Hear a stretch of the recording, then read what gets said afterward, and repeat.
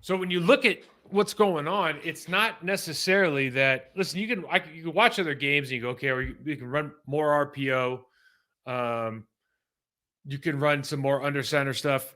Listen, when they pull, first of all, I think you're giving away some information by formation.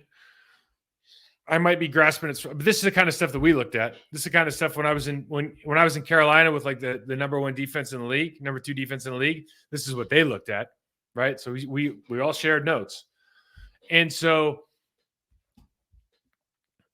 you might be giving away some information with the tight end position and whatnot, whether you think that's important or not. It's just a way that the defense knows how to play certain things. So it puts you at a natural disadvantage when you're trying to create a natural advantage because you're running a lot of the same stuff. Now, we didn't look at all the passing plays off of that. Fair enough. Okay. And so that's always the answer. Well, this guy tips his stance. Well, that's okay because we don't know when we're doing play action. Well, the tight end's showing that, well, it doesn't matter because we can run the keep off that. I'm always like, listen, I'm always going to run this now. If I'm the defensive end on the hipped off tight end that's, that shows that it's going backside, I'm going to run that same thing every time against that tackle. I'm going to run right into him, and I can work off now. I have a better rush angle now anyways. So to me, you're putting me in a better position, but that's just me. Backside stuff, you can tell too, the way they're going to close down, etc. It just gives you an alert, right? It gives you something to think about. You're not coming in there with a blank slate if you're the defenders. But really what it comes down to is footwork and execution. You see a number of times where on the bring it call, we got guys turning their bodies to the sidelines. We got guys standing straight up, arms extended, taking it right in the chest. We saw that a number of times. You see on the last play on the goal line. It's like you can hang on that guy, secure the first player, get to the second player.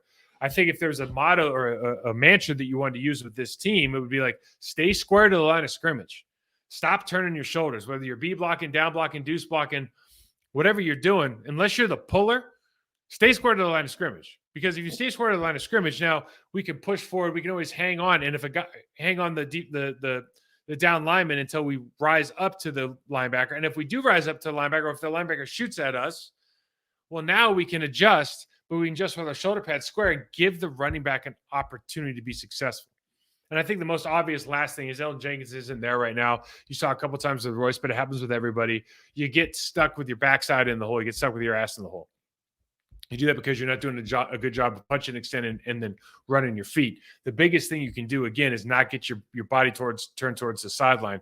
You want to stay square to the end zone. You want to stay parallel with the sideline, not perpendicular to it, because if you do that with your shoulder pads, now you're able to fight pressure either way with the defender. You can try to press vertically, which puts them in a precarious situation, and you're given the opportunity for a running back. So it's footwork, it's body positioning more than anything else. We can talk about all the other, I don't like this scheme, I don't like that scheme. If you get your footwork right, you get your body positioning right, and you try to finish through the whistle a little bit more, strain a little bit more, and then communicate a little bit more, which was one of the things we talked specifically about in the preview show for the Lions is, are we going to be able to deal with their stunts and dogs, their blitzes, and all the movement that they do up front, because it will give you opportunities? The answer was no. We didn't do a good job of communicating. We saw the bring it play. We didn't do a good job on some of the backside stuff, the backside hinge, the backside back block. Those things are something that need to be communicated with confidence and then repeated. It should be like chattering monkeys up front. Everybody's talking, blah, blah, blah. Oh, there's always something coming out of your mouth. You're always bringing in information from your trusted teammates. You got to build that up over time. I don't know where they're at with it right now. From that game alone, it didn't look like it was great. From the season, 3.3 yards a carry, like we talked about. Not fantastic, but certainly stuff to work on. You have a long week now. Hopefully they're working on it. We'll see against the Raiders, Max Crosby and company. I'm sure they'll be ready to play. So we'll do a preview show later on in the week. The show is sponsored by BetOnline AG. If you're enjoying these shows, if you like this information, just hit that subscribe button, leave your comments for it. There's a lot to learn as a player, as a coach, a staff member, and also, as a casual observer and a fan from watching the tape and just understanding what they're trying to accomplish versus what's actually coming out in reality. So hope you like this stuff. Leave me some comments, and we will definitely get into a little bit of the Max Crosby versus Zach Tom stuff at the end of the week. Thanks, guys.